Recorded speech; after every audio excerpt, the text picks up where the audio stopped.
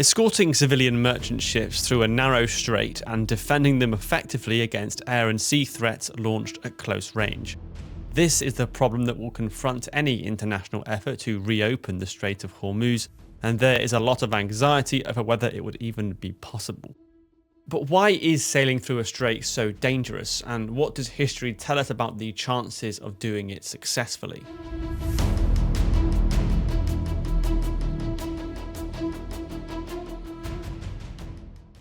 There have been a few different times over the last 100 years where a naval force has tried to make an opposed push through a strait. The Japanese attempted it in the Pacific at Surigao Strait in 1944, and the British very famously tried it in the Dardanelles in 1915.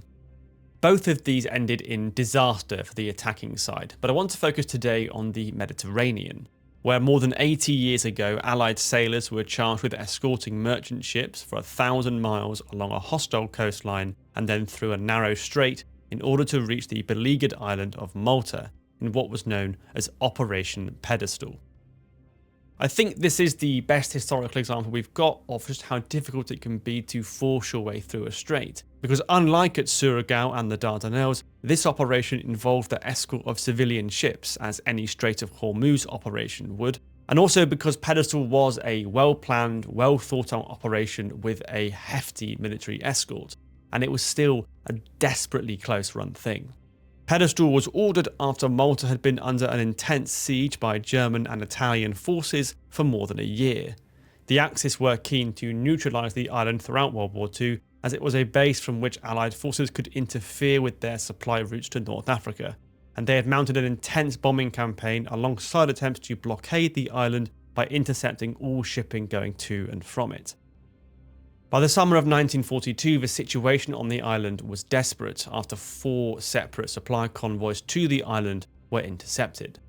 The island was on the brink of starvation after 117 consecutive days of bombing. So with time running out before Malta would be forced to capitulate, the Allies decided to run one final, massive attempt to get supplies through to the island, intending to push through the Sicilian Narrows, whatever the cost, and whatever the opposition. This was a daunting task. The convoy would have to sail 1,000 miles in formation at the speed of the slowest ship. For most of the journey, they would be in range of more than 600 German and Italian bombers and face a threat from dozens of submarines that lurked across the region.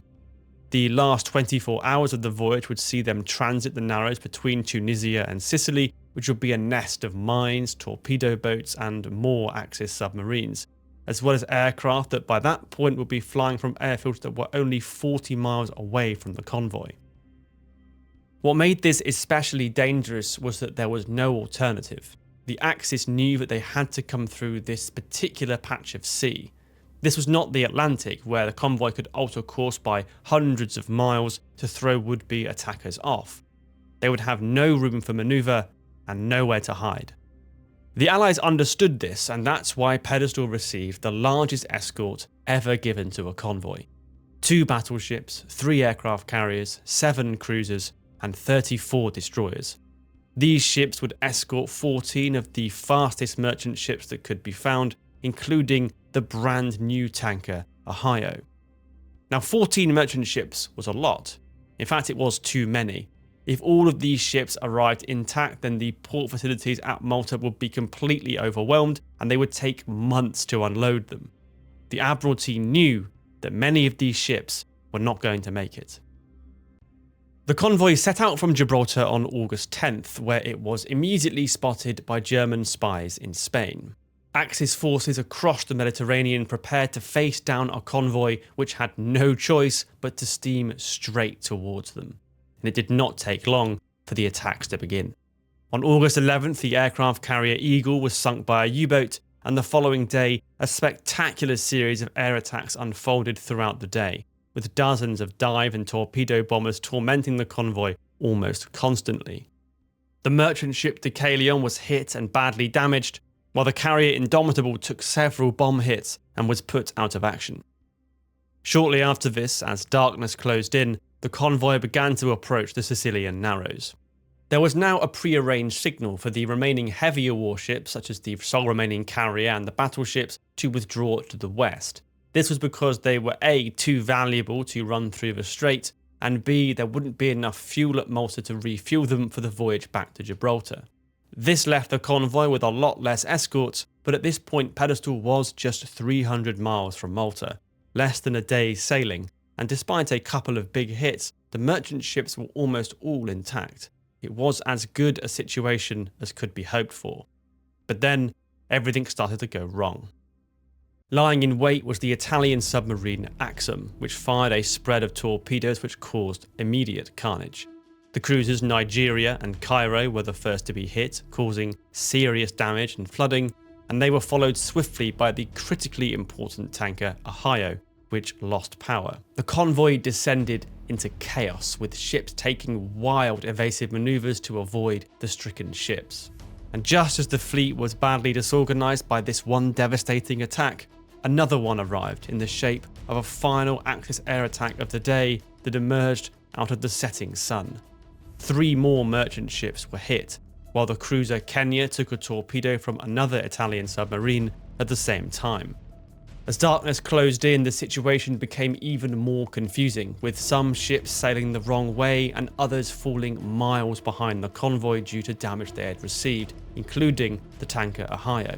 And now they had to transit the Sicilian Narrows, the most dangerous part of the entire voyage. To minimise the risk from Italian minefields whilst they did this, the convoy stuck close to the Tunisian coast. But this brought them extremely close to torpedo boats which had laid in wait on the North African shoreline.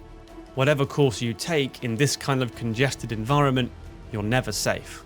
From 1 AM these torpedo boats attacked, terrorising the remaining ships with rapid, close-range strikes.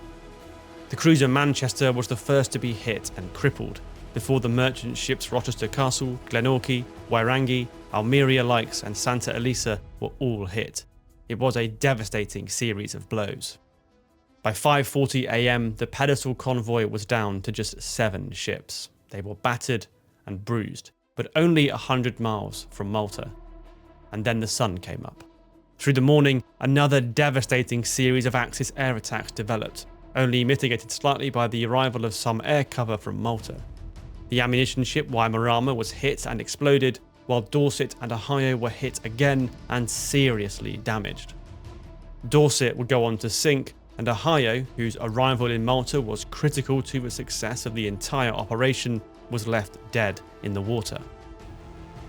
The remains of the Pedestal convoy limped into Malta late on the evening of August 13th, after a grueling experience. 3 merchant ships were still with the convoy, while 2 more would arrive afterwards, including remarkably the Ohio, which somehow made it to Malta despite being a complete floating wreck after the air attacks.